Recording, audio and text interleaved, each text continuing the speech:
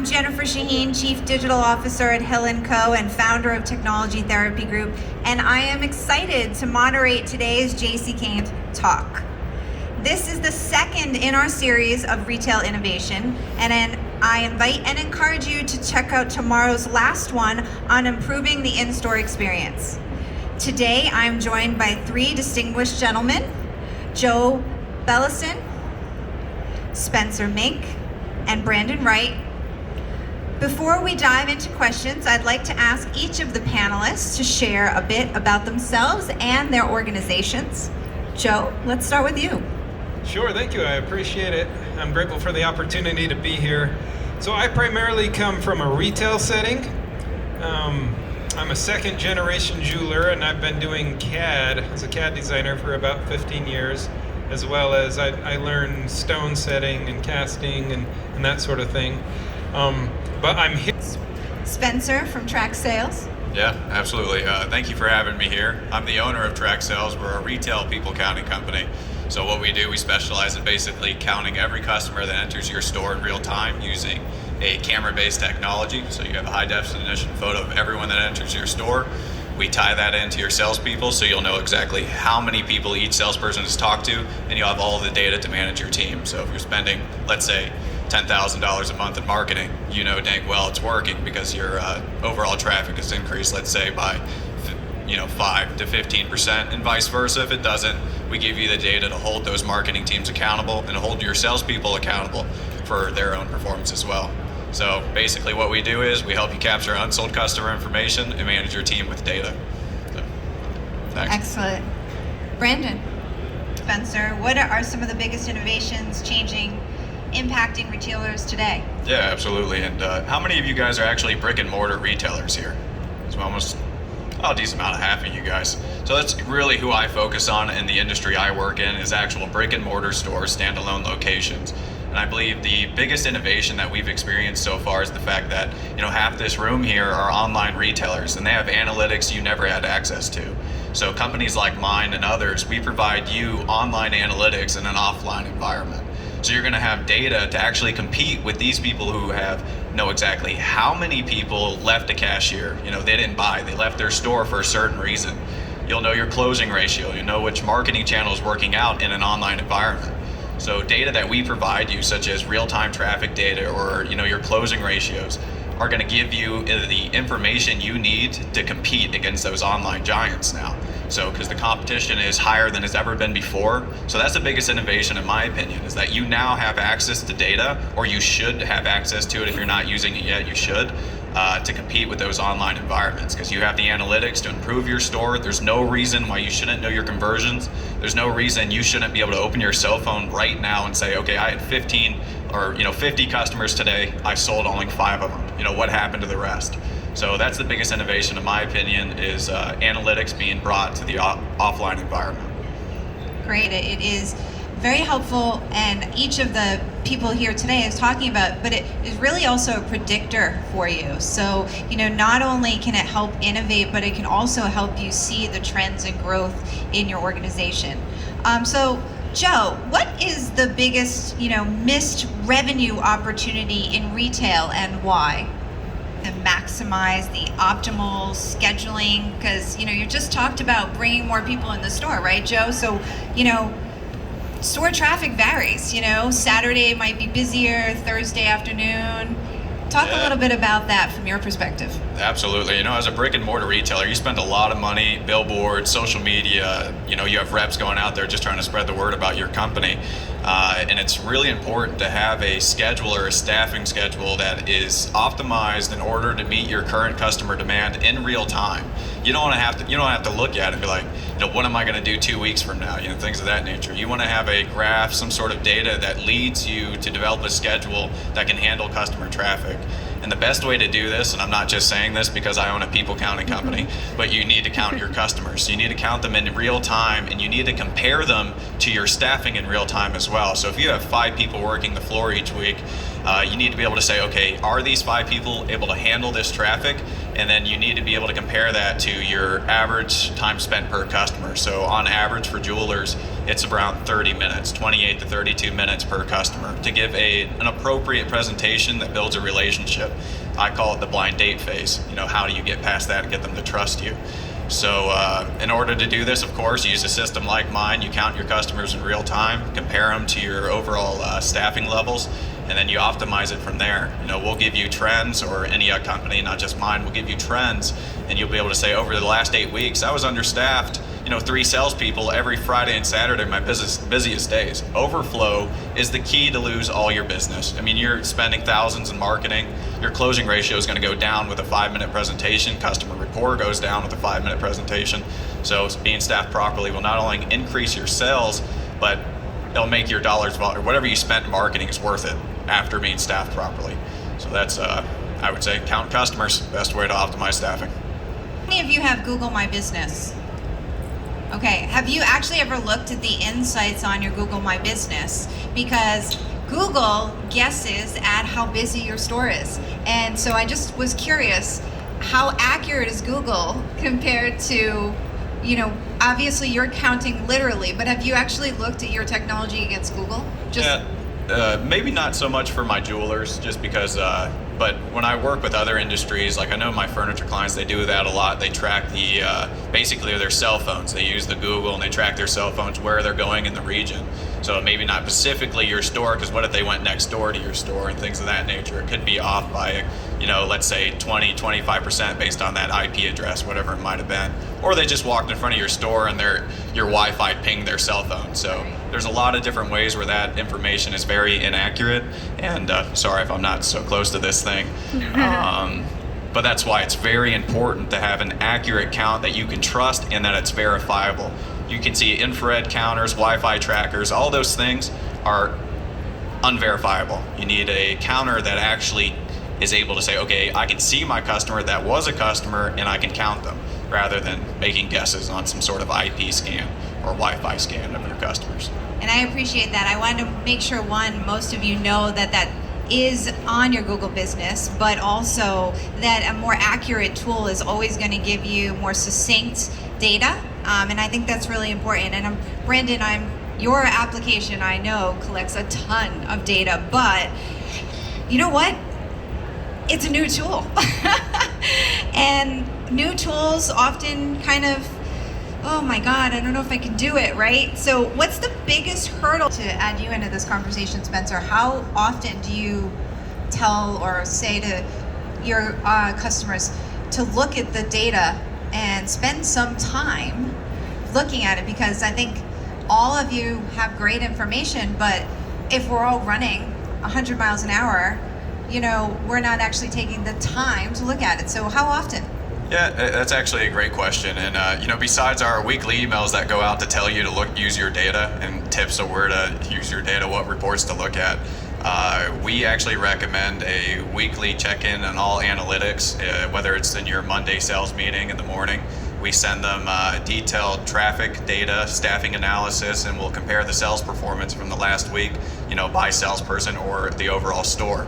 So if you're not looking at it, let's say every Monday morning, and just letting the data go by, then there's really no point to track it. You have to utilize it and figure out a way to make it an SOP, standard operating procedure. It needs to be part of your company. Nowadays people, they're afraid of data, but if you don't become data driven, you're going to be left behind very quickly. And it's becoming extremely competitive. As sales increase, there's going to be more people entering the market, because if there's more opportunity, there's going to be more stores popping up, and they're going to take you out if you're not data driven. So you need to be there Monday morning or whenever your sales meeting and get it implemented. And you ask the question, when is the right time to become data driven or implement a software? And there is no right time. It's whenever you're ready. You just got to do it. You got to take that leap of faith and be like, okay, I'm going to run off data. I'm going to run off these predicted measurements and take my store to the next level. So yeah, go ahead, Jim. Something you said there about making it a standard operating procedure reminds me of a lesson one of my favorite business professors I ever had gave a simple example with his hand. And he said, my fingers here, they represent 5 businesses in the same industry. And if you hold your hand like this, and one business starts doing something innovative, and it becomes standard for them, you have this other business, if they don't want to do it at all, they'll get left behind. But to stay into it, everyone has to come up, and it has to become standard for everyone. And so that's why I think it's so important to attend educational experiences like this and to see what's everyone doing, because eventually, if you don't keep up, you'll be left behind. So let's build on that. And this is something we did some preparation before this panel, but I'm going to throw something at you that we didn't prepare. So let's talk about one of the innovations that's going on right now, which is social selling. And so, Joe, I'm going to throw this back at you to start, and then I can add something quick, because I'm mostly involved in the brick and mortar. But when I talk to my clients and I consult them on their overall performance in terms of marketing channels, driving customers, a lot of you guys, you're not really selling online. You have your items out there, but you always promote them to come into the store. So you could look at that social platform. You have 1,000 views on it. People click through it. And then what we would tell you is say, okay, now compare that to your in-store traffic. So what is your inbound ratio? So how many customers actually came into your store that viewed that exact piece of jewelry, whatever they were looking at in that social content? So that's the only thing we say, is to make sure you do compare in-store traffic to that online advertisement, because a lot of you are posting it to drive in-store traffic. I know a lot of my jewelers don't sell their pieces online still, and they don't need to be honest. They drive in-store traffic and create that personal experience that they're looking to create, especially the single store or 1 to 5 stores. They're creating personal experiences in their community, and those social platforms, they're targeting area. They're targeting parts of Houston, Texas. They're not targeting the entire country as that jeweler. You're driving a personal experience. So. Great. Joe, recognize good innovation. I would love to kind of jump to each of you to answer a little bit more about this. What other things are retailers recognizing as good innovations? So Spencer, how about you? Yeah, I think one of the things I find my jewelers forget the most, and it's probably the most common, is that they view up systems and the management of the rotation of the sales floor as something scary or something that their clients won't like. But the fact is, you need a system that actually creates a seamless rotation of the sales team. That way, not only do they know who's up next, but it keeps somebody ready to talk to a customer that comes in. They come in, they greet them, and it allows them and gives them the tools to capture unsold customer information. So you need a rotation system that creates accountability across the floor of that sales floor and helps your team capture unsold data. I think that is probably the biggest thing that I see that jewelers are missing. They may be counting customers with my program, but they need to extend it even further and move into an automatic up system, which many retailers outside this industry are currently doing. And that's, it streamlines your rotation. You capture unsold customer information. You find out how long you're actually spending per customer with a system like that. My company does this, by the way. But anyways, shameless plug. But that's exactly what I would do. So Brandon, it's a good point, and I think, Joe, you said something very early on about the fact that you came up with a system that solved a problem for you, and I think sometimes great innovation, as you mentioned, comes from something like that, but also it can also come from just trying to optimize one channel as well. And I think each of you just talked about the optimization of one channel. One of the tools we often recommend to clients is call tracking software, because it allows you to record, it allows you to see what's going on from a digital perspective, but from a sales side, it allows you to listen in and coach your team. So it's giving you both objective data and observational data. And I think as store owners, if you're just optimizing and bringing up 1% of one channel, you see a very big lift. If anyone else wants to comment, feel free. No, I completely agree with that, right? If you can pick one, there's so much we can do. We were just talking about social selling, right? You've got your store, you've got your website, you've got social selling. How's a small business supposed to do all those things? You can't. And so pick a channel, commit to it, invest, and go hard, improve in that one channel, and then you'll see much greater improvements than trying to do a little bit and spread yourself too thin. Great. I have a few more questions, but I'm looking at our clock and trying to keep an eye. Does anyone have a question for our panel that you'd like to share? Yeah, sir. Could you stand up so I and pull your mask down, and I'll repeat the question to the room. So with clienting and the client, how was the automated? I'm always scared of jumping into automated things because it's High touch doesn't mean that you can't use some components templates. Joe, you wanted to add something. Well, I actually wanted to ask a question to my fellow panelists. Oh, absolutely. So the question comes from, because all three of us are up here because we had an idea and we innovated it.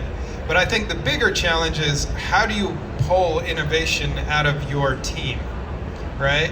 Because the first one is it goes back to the idea of the jewelry store owner. It's very personal. This is my baby. This is my thing. How do we create a culture where we we promote innovation and we get things going forward? And I'm sure both of you have innovated along the way. Yeah, absolutely. I think back in school I studied operations supply chain management, and a lot of that involves getting your people involved. And if you look at a company like Toyota, they have these two pillars. One's for the people.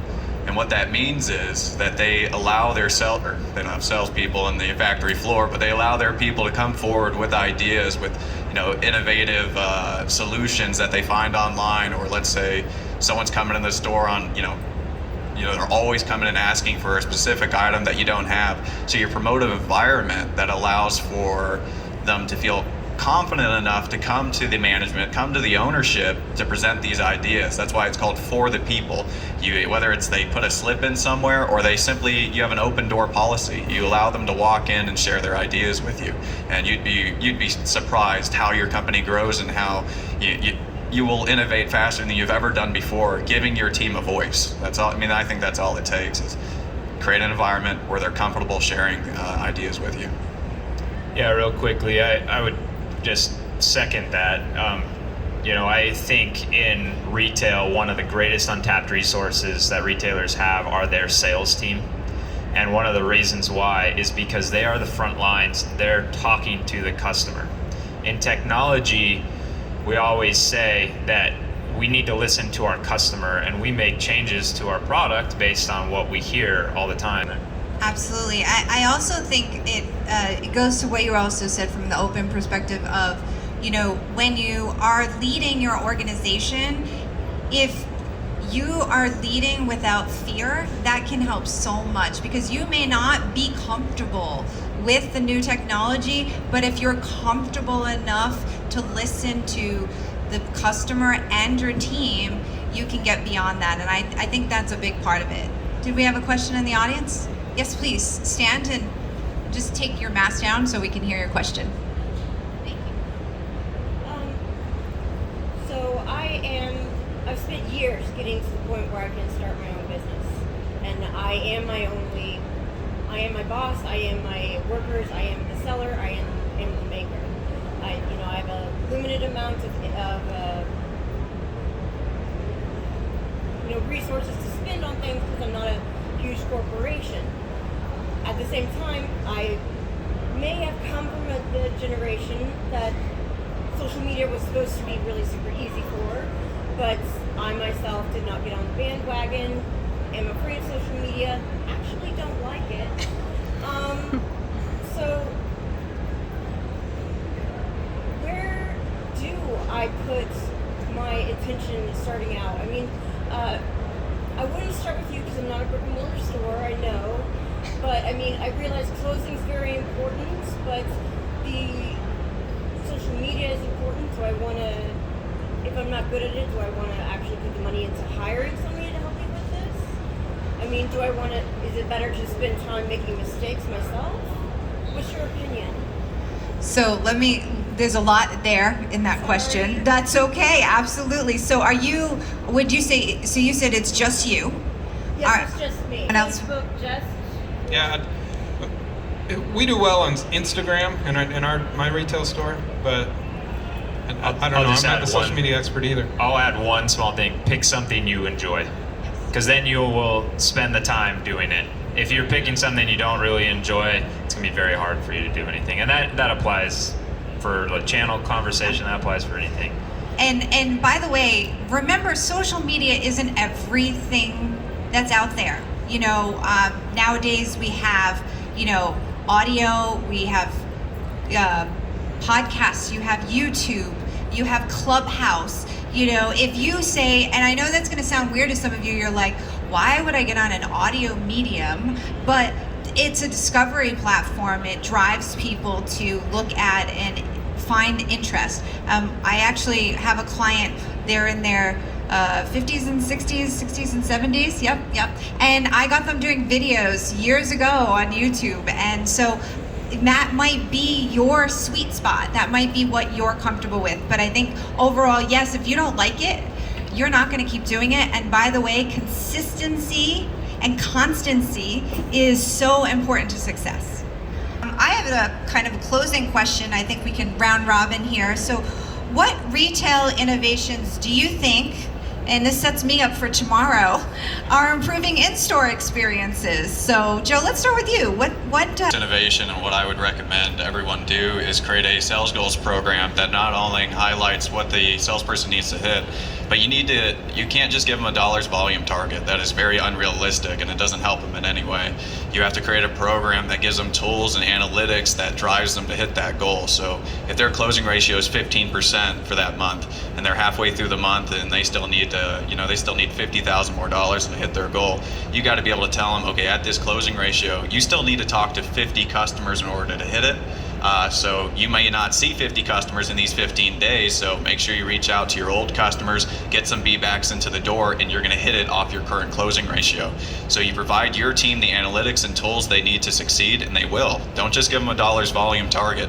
Give them analytics and give them the tools they need to succeed. So whether that is their closing ratio, how often they're capturing a cell phone number, an email address, give them what they need, and they'll do their job. So, Brandon, why don't you? And thank you all for being here. I also want to say thank you for taking the time to learn, because I think that is the greatest opportunity and asset for growing your business. So hopefully we'll see you at some of our other talks. Tomorrow we have the in-store experience.